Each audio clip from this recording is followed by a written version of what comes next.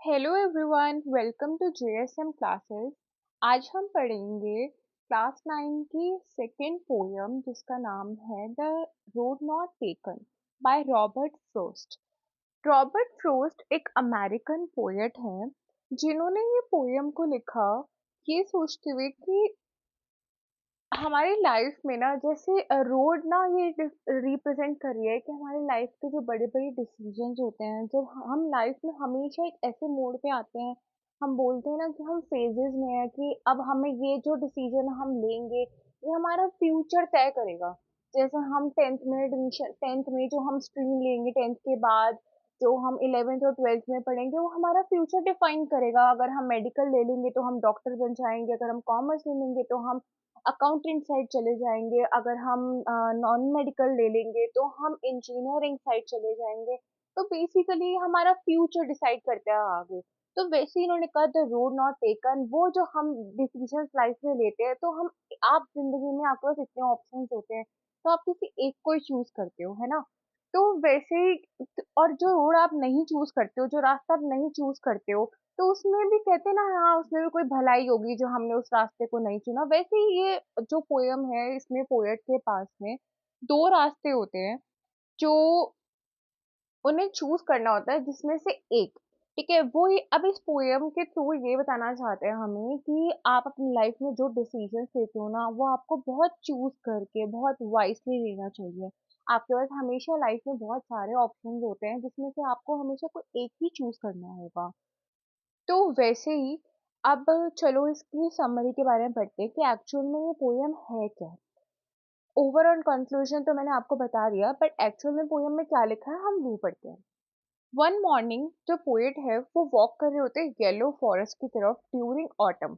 Yellow forest इसलिए बोला है क्योंकि ऑटम के टाइम पे जो लीव्स होते हैं वो येलो कलर के होते हैं ज्यादातर, तो जो फॉरेस्ट था वो येलो कलर का शो हो रहा था। तो उनके पास अब वेयर वो एक पॉइंट पे आके खड़े हो गए उस फॉरेस्ट में जब वो ट्रैवल कर रहे थे, तो उनको सामने ना दो रास्ते दिख रहे थे, तो दोनों एक तरह से एक जैसे ही दिख रहे थे बिल्कुल। तो अब वो वहाँ खड़े-खड़े बहुत देर तक सोचते रहते कि उनको मतलब आगे कौन-सा पाथ चूज़ करना चाहिए, दोनों में से कोई एक पाथ तो उनको चूज़ करना ही पड़ेगा। बट वो बहुत सैड थे क्योंकि वो दोनों ही रास्तों को एक साथ चूज़ नहीं कर सकते थे। और वैसे भी वो अकेले ट्रैवल कर रहे थे, तो उन्होंने वो रोड को वहां तक देखा जहां तक वो खत्म हो रही थी। मतलब उसको वहां खड़े होकर इतनी देर तक वो कंफ्यूज रहे और उन्होंने इतने कोने तक देखा दोनों रोड को जहां पे बिल्कुल उन्हें दिखना बंद हो गया, लास्ट एंड पॉइंट तक देखते रहे रोड्स को। Poet standing for a long time carefully looking at one road as far as he can, मतलब वो इतनी दूर तक देखते रहे जहां तक उनको पोयम वो जहां तक वो उनको वो रोड दिख रही थी ना, तहाँ वहां तक वो देखते रहे। When he examined the second road, जब उनको लगा कि हाँ सेकंड रोड पे ना कम लोग गए हैं, तो वो उन्होंने फिर सेकंड रोड को चूज कर लिया एंड फर्स्ट रोड को छोड़ दिया फॉर द नेक्स्ट डे। उन्हें लगा कि ना ऐसा है, मैं अभी सेकंड रोड चूज कर लेता हूँ क्योंकि यहाँ पे कम लोग गए हैं कंपेयर टू फर्स्ट रोड। तो और उन्हें ये चीज कैसे पता चली कि वहाँ पे कम लोग गए, क्योंकि वो लीव्स अभी भी बहुत ज्यादा ग्रीन थी और उन्हें से देख के लग रहा था कि यहाँ पे बहुत कम लोगों ने ट्रैवल किया है। इस वजह से उन्होंने सेकंड रोड ले ली एंड फर्स्ट रोड को छोड़ दिया ये बोल के कि मैं कल ट्रैवल कर लूंगा इस पे। बट लेटर उनको रियलाइज हुआ जब वो थोड़े आगे चले ना, तो उनको एहसास हुआ कि दोनों की दोनों रोड बिल्कुल सेम ही थी, दोनों की दोनों रोड में कोई भी डिफरेंस नहीं था।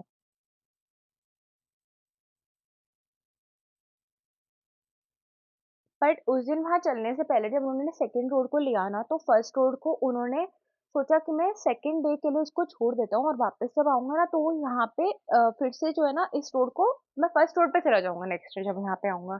बट कहीं ना कहीं पोएट को ये चीज पता थी कि हम जिंदगी जब हम एक मोड़ ले लेते हैं ना, जब हम जिंदगी में एक रोड को ले लेते हैं तो वो हमेशा एक रास्ते के बाद दूसरा रास्ता, तीसरा रास्ता, चौथा रास्ता हमेशा आगे ही बढ़ता रहता है। वो ज़िंदगी में एक से दूसरे रास्ते, दूसरे से तीसरे रास्ते हमें आगे जोड़ता ही रहता है ना? जैसे हम 10th क्लास में अगर हम एक बार डिसीजन ले लेते हैं कि हाँ, हमें 10th क्लास के बाद मुझे 11th क्लास में अगर मुझे मेडिकल लेनी है, तो मैं 10th 11th 12th तो मेडिकल करूँगी। उसके बाद मैं किसी ऐसे मेडिकल के कॉलेज में एडमिशन लूँगी, फिर किसी कोई एक स्पेशलिस्ट में मैं अपना अपना जो है पढ़ाई कंप्लीट करूँगी। फिर उसके बाद मैं वापस उसके बाद आगे जाके मैं किसी ऐसी हॉस्पिटल में प्रैक्टिस करूँगी, जो भी मैंने स्पेशलिटी में मैंने जिसमें मैंने अपने आप को सीखा होगा। तो वैसे ही वो ये कहना चाहते हैं, अब वापस मैं जाके 11th क्लास में जाके दूसरा डिसीज़न तो नहीं ले सकती ना कि मैं जाके अब जाके कहूँ मुझे नॉन-मेड लेनी है, मैं 12th कंप्लीट करने के बाद, तो वो पॉसिबल नहीं है। हम जब लाइफ में एक डिसीज़न लेते हैं, तो हम वापस दूसरे की तरफ तो कभी जा ही नहीं पाते। तो ऐसे ही कहीं न कहीं उन्हें ये ज़रूर पता था, उन्होंने सोच लिया था कि हाँ, मैं अगले दिन आकर पहला वाला रास्ता चुन लूँगा, बट उन्हें भी पता था कि वो चीज़ पॉसिबल नहीं है क्योंकि लाइफ में आगे-आगे और रोड और रास्ते निकलते ही चले जाएँगे उनके लिए।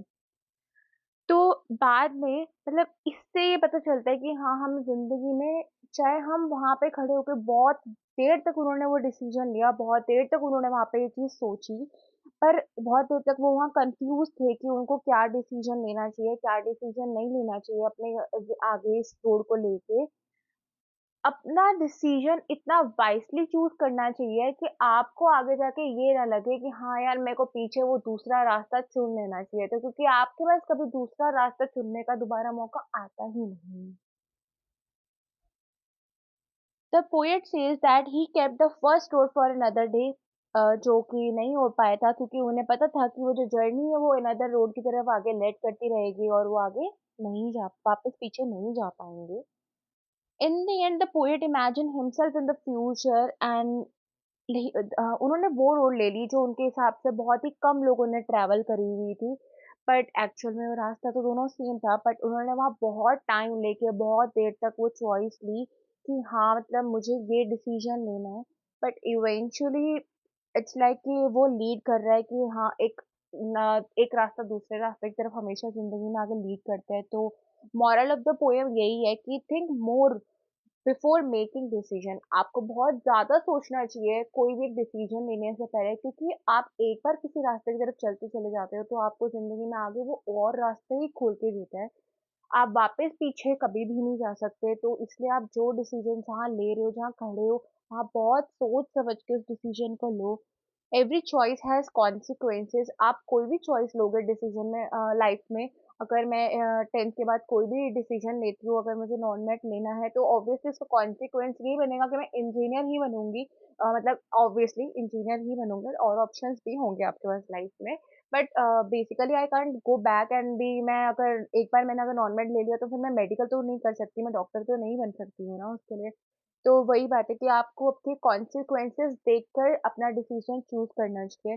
और अगर आपने एक बार कोई डिसीजन ले लिया, अगर आपको पता है कि आपने एक बार कोई डिसीजन ले लिया, आपने बहुत सोचने-विचारने के बाद अगर मैंने नॉन-मेड या मेडिकल या कॉमर्स ले लिया, तो ऑब्वियसली आई नो कि अब मैं इस डिसीजन के लिए जो भी डिसीजन मैंने लिया उसके लिए आप हमेशा लाइफ में कॉन्फिडेंट रहो कि आपने जो डिसीजन लिया वो बिल्कुल सही डिसीजन लिया है। लाइफ में not give second chances, life आपको हमेशा सेकंड चांसेस नहीं देगी, बट आपने जो डिसीजन लिया है वो आपको हमेशा नए रास्ते खोल खोल के हमेशा देगा। एंड देर इज ऑलवेज, अगर एक रोड एंड होती है तो दूसरी हमेशा कहीं ना कहीं से स्टार्ट हो रही होगी। सो नेवर डिसअपॉइंट योरसेल्फ कि आपने क्या डिसीजन लिया एंड आगे क्या होगा। एनीवेज, तो ये थी हमारी poem and I hope really आपको हमें समझ में आई होगी कि इस पोएम की एक्चुअल में समरी क्या थी, क्या कहना चाहते थे पोएट द रॉबर्ट फ्रॉस्ट हमसे। If you have any doubt please let us know in the comment section below. Thank you so much.